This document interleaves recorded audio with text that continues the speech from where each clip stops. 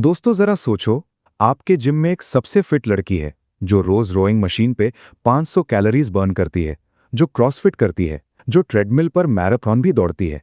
उसके हाथों की हड्डियां, उसकी बाहों की स्ट्रेंथ एक 5000 साल पुरानी, बिना जिम गए, बिना प्रोटीन शेक पिए, सिर्फ गेहूं पीसने वाली औरत के सामने हार जाती है। ये कोई फिल्मी डायलॉग नहीं है। ये एक साइंटिफिक फैक्ट है जो बोन डेंसिटी स्कैन से प्रूव हुआ है। तो सवाल ये है, हमने अपनी खुद की एंसेस्टर्स को अंडर एस्टिमेट क्यों किया?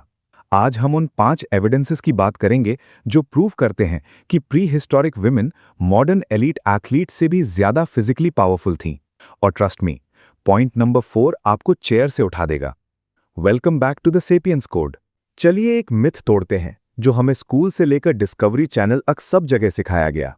लड़का हंटर और लड़की गैदरर, यानी मर्द शिकार करते थे, जंगल में दौड़ दौड़ के शेर चीतल मारते थे, और औरतें घर पे बैठी फल सब्जी तोड़ती थीं। ये कहानी इतनी पक्की हो गई थी कि हमने इसको ह्यूमन नेचर ही मान लिया। हर डॉक्यूमेंट्री, हर टेक्स्ट बुक इसी टेम्पलेट पे चलता है। लेकिन यहाँ एक प्रॉब्लम है, ये पूरी कहानी बोन्स से मैच नहीं करती। जब साइंटिस्ट्स ने एक्चुअल प्री हिस्टोरिक स्केलेटन्स का बोन डेंसिटी और मसल अटैचमेंट एनालिसिस किया, ना कि अजम्पशंस के थ्रू बल्कि हार्ड फिजिकल एविडेंस के थ्रू, तो उनको पता चला कि अर्ली फार्मिंग इरा की औरतों की अपर बॉडी स्ट्रेंथ आज की एलीट फीमेल रोवर्स जैसी थी। और इन औरतों ने कभी कोई ट्रेनिंग प्रोग्राम फॉलो नहीं किया था। ये उनका रोज का काम था। तो सोचो, अगर उनका डेली रूटीन इतना फिजिकली डिमांडिंग काम था कि वो accidentally Olympic level conditioning achieve कर रही थीं, तो गैदरर वाला सॉफ्ट और पैसिव इमेज बिल्कुल गलत है ना?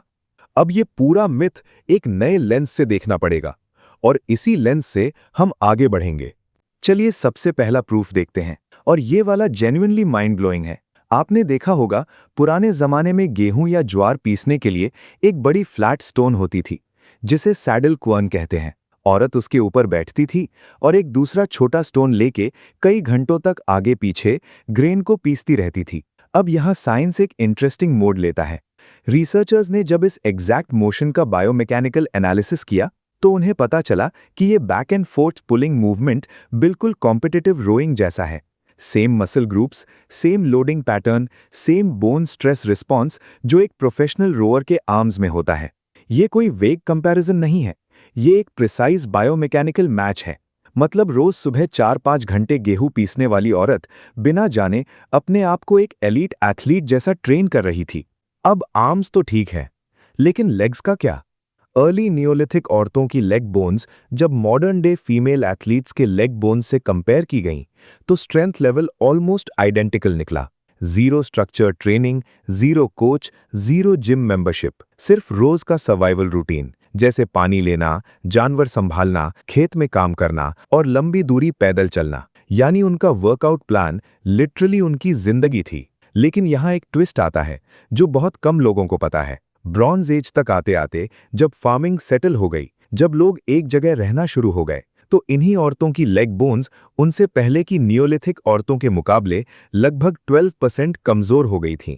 सोचिए, हम हमेशा मानते हैं कि टाइम के साथ सिविलाइजेशन आगे बढ़ी है और लोग बेहतर होते गए हैं, लेकिन यहाँ उल्टा हुआ। जैसे जैसे फार्मिंग एक सेटल्ड लाइफस्टाइल बन गई, मोबिलिटी कम हो गई और लेग्स वीक हो गए। ये बिल्कुल वैसा ही है जैसे आज हम कहते हैं ना, डेस्क जॉब आने के बाद से लोगों की फिटनेस गिर गई है। यही साइकिल हजारों साल पहले भी चल रहा था।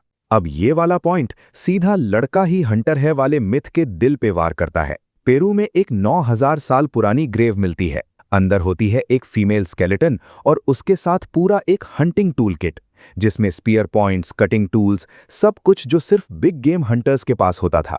ये अकेला केस नहीं है। जब रिसर्चर्स ने दर्जनों एंशिएंट बरियल्स का स्टैटिस्टिकल मॉडलिंग किया, तो उन्होंने एस्टिमेट किया कि उस एरा में 30 से 50% तक बिग गेम हंटर्स एक्चुअली औरतें थीं। एक सेकंड रुको, 30 से 50%? ये कोई कभी कभी औरत भी शिकार करती थी वाली बात नहीं है, ये ऑलमोस्ट हाफ है। और सबसे इंटरेस्टिंग बात यह है कि जब ये ग्रेव पहली बार मिली, तो एक्सकेवेशन टीम का पहला रिएक्शन था, ओह, ये तो जरूर किसी बड़े चीफ का ग्रेव होगा। उन्होंने डायरेक्टली अज्यूम कर लिया कि इतना एडवांस्ड हंटिंग टूलकिट सिर्फ एक मर्द का हो सकता है। बाद में जब बोन और प्रोटीन एनालिसिस हुई, तब पता चला ये एक औरत थी। ये एग्जैक्टली वही बायस है जो हमने अभी तक हिस्ट्री बुक्स में कैरी किया है। अगर पेरू वाला केस आपको शॉक कर गया तो अगला वाला आपको पूरी तरह स्टन कर देगा। स्वीडन के बिरका टाउन में एक ग्रेव मिलती है जिसे आर्कियोलॉजिस्ट्स BJ581 बुलाते हैं।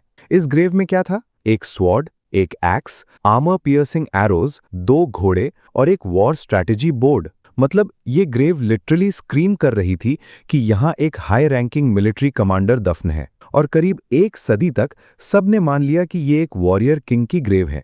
इसके बारे में किताबों में भी ऐसा ही लिखा गया, म्यूजियम्स में भी इसी तरह डिस्प्ले किया गया और हर जगह इसे एक मर्द वॉरियर की तरह ही देखा गया। फिर उस स्केलेटन का DNA टेस्ट किया गया और रिजल्ट में पता चला कि उस स्केलेटन में 2 X क्रोमोसोम्स थे और एक भी Y क्रोमोसोम नहीं था। तब आके पता चला कि ये एक औरत थी, और ना सिर्फ औरत बल्कि एक confirmed high ranking professional Viking warrior जिसके पास फुल मिलिट्री इक्विपमेंट था, जो वॉर स्ट्रैटेजी गेम्स खेलती थी, जिसे इतनी रिस्पेक्ट दी गई थी कि उसके साथ 2 घोड़े भी दफन किए गए थे। सोचिए, एक पूरा सेंचुरी हम एक वॉरियर क्वीन को किंग बुलाते रहे, सिर्फ इसलिए क्योंकि हमने कभी सोचा ही नहीं कि एक औरत इतनी पावरफुल हो सकती है। चलिए एक और जेन्युइनली ऑब्सक्योर फैक्ट के साथ खत्म करते हैं सेक्शन को। फ्रांस और स्पेन के पेलियोलिथिक केव्स में दीवारों पे हजारों साल पुराने हैंड स्टेंसिल्स मिलते हैं। यानी लोग अपना हाथ दीवार पर रखते थे और उसके चारों तरफ पेंट स्प्रे करके एक परमानेंट हैंडप्रिंट छोड़ देते थे। जब रिसर्चर्स ने इन हैंडप्रिंट्स का डिटेल्ड एनालिसिस किया, जैसे फिंगर लेंथ रेशियोज और पाम प्रोपोर्शंस, तब उन्हें पता चला कि लगभग 3/4 यानी 3/4 यानी 75% हैंडप्रिंट्स शायद औरतों के थे। यानी केव आर्ट, जिसे हम हमेशा प्रिमिटिव केवमैन की पेंटिंग समझते थे, वो एक्चुअली मोस्टली औरतों ने बनाई थी। और एक और चीज जो जेन्युइनली सरप्राइजिंग है, आइस एज के इंसानों के हाथ आज के इंसानों के हाथों से ज्यादा सेक्सुअली डायमॉर्फिक थे। मतलब मर्द और औरत के हाथों में फर्क ज्यादा क्लियरली दिखता था जितना आज दिखता है। इसीलिए साइंटिस्ट्स इतनी कॉन्फिडेंटली इन हैंडप्रिंट्स को जेंडर क्लासिफाई कर पाए। ये एक छोटा सा डिटेल है, लेकिन ये पूरी तस्वीर बदल देता है कि हम प्री हिस्टोरिक आर्टिस्ट को कैसे इमेजिन करते हैं। अब यहां रुक के एक बात करते हैं जो शायद आपने कभी इस एंगल से सोचा ना हो। ये जो हम बात कर रहे हैं, रोज का रेपिटेटिव और फिजिकली डिमांडिंग काम, जो बिना किसी ट्रेनिंग के एक इंसान को एक्सीडेंटली स्ट्रांग बना देता है, ये कहानी सिर्फ 5000 साल पुरानी नहीं है। ये कहानी आज भी हमारे घरों में देखने को मिलती है। सोचो अपनी नानी या दादी के बारे में, जो सुबह 5 बजे उठ के हाथ से आटा गूंथती थीं, सिलबट्टे पे मसाला पीसती थीं, घर का पानी भर के लाती थीं, कपड़े हाथ से धोती थीं। कोई जिम नहीं, कोई आर्म डे नहीं, लेकिन उनकी ग्रिप स्ट्रेंथ और फोरआर्म एंड्योरेंस आज के बहुत से यंग लोगों से भी ज्यादा थी। ये बिल्कुल वही ग्राइंडिंग स्टोन रोइंग वाला पैटर्न है, बस नाम बदल गया है। चक्की से आटा पीसती दादी और रोइंग मशीन पे पसीने बहाती जेन ज़ी गर्ल, दोनों का बायोमैकेनिकल मोशन बिल्कुल सेम है। फर्क सिर्फ इतना है कि एक सर्वाइवल था और दूसरा एक लाइफस्टाइल चॉइस है। और फार्मिंग वाली बात, ब्रॉन्ज एज में जो मोबिलिटी क्रैश हुई थी जब लोग सेटल हुए, वही चीज हम आज हमारे इंडिया में देख रहे हैं। जब तक लोग खेत में काम करते थे, रोज किलोमीटर्स चलते थे, उनकी बॉडी नेचुरली स्ट्रांग रहती थी। जैसे जैसे अर्बनाइजेशन बढ़ी, लोग अपार्टमेंट्स में शिफ्ट हुए, डेस्क जॉब्स आईं, कार्स आईं, हमारी मोबिलिटी भी वही 12% वाला क्रैश फेस कर रही है। बस अब इसे हम सेडेंटरी लाइफस्टाइल डिजीज बुलाते हैं। और अब वो वाइकिंग वॉरियर वाला पॉइंट, सोचो हमारे खुद के इतिहास में कितनी रानी लक्ष्मीबाई जैसी फिगर्स होंगी जिनकी स्टोरीज कभी लिखी ही नहीं गईं, या लिखी भी गईं तो कम करके लिखी गईं, क्योंकि हमेशा अजम्पशन यही रहा है कि पावर और वेपन्स सिर्फ मर्दों के डोमेन है। बॉटम लाइन ये है कि हमारी बॉडी और हमारी स्ट्रेंथ किसी जिम ट्रेंड का नतीजा नहीं है। ये हजारों साल के रोज के साइलेंट और फिजिकली डिमांडिंग काम का रिजल्ट है। और इस कहानी में औरतों का कंट्रीब्यूशन बहुत बड़ा था।